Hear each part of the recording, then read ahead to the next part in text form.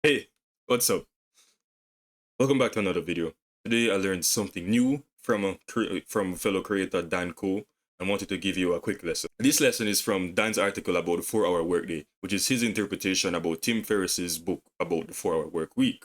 There's a lot to learn from it, so I highly suggest that you give his entire article about it a full read. It's very valuable. But this video specifically will be about a section that he talked about, which is your minimum viable vision.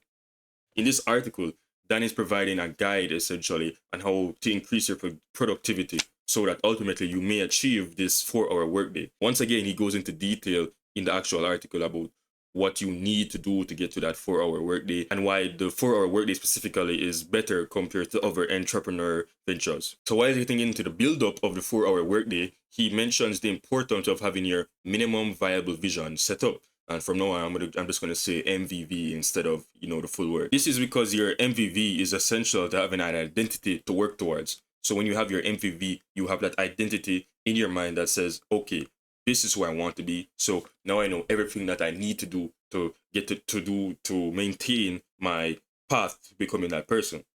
The principle itself, it goes back to the whole importance of identity overall when it comes to like building a new habit, for example. Whoever the author of Atomic Habits is, I believe that's where the whole theory is from. Anyway, while I'm going through the article and the MVV first comes up, Dan instructs the reader to actually write down their answers at the same time as you're reading. So I took out my journal, which luckily I had with me. This was at school. And when I was like, okay, let me just write it down at the same time. I might as well. So here are the 6 questions that you need to ask yourself. 1.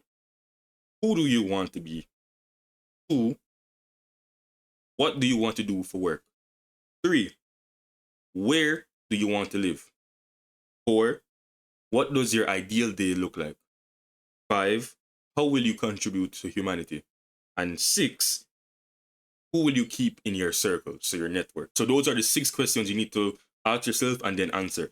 Preferably write it down somewhere physical with pen and paper. But if you have a digital notepad where you can do it as well, that also works. So pause the video right now and write them down. It can be as detailed or as simplistic as possible. But Dan emphasizes how important it is to make it as detailed as possible. So try to include as much detail as possible. Now that you've written it, because you wrote it down, right? You listened to me and wrote it down, right? You're following along, right? Now that you've written it down, here are my answers that I want to share with you. So for who do I want to be? I have a strong, masculine, and intelligent provider for my family and my community. You can see right there with my little handwriting. Next up, I have what do I want to do for work? So traditionally, if I had to go stick to a 9 to 5 or a career lifestyle, I really have passion for aviation. So if I had to choose any one traditional job, it would be a pilot or anywhere close to planes as close to planes as possible. Where do I want to live? Well, I don't have any problems with Jamaica right now. But ultimately, it will be up to wherever is best to raise my future family. I believe that's really the only important factor I need to worry about when it comes to deciding somewhere to live. Next, what does my ideal day look like?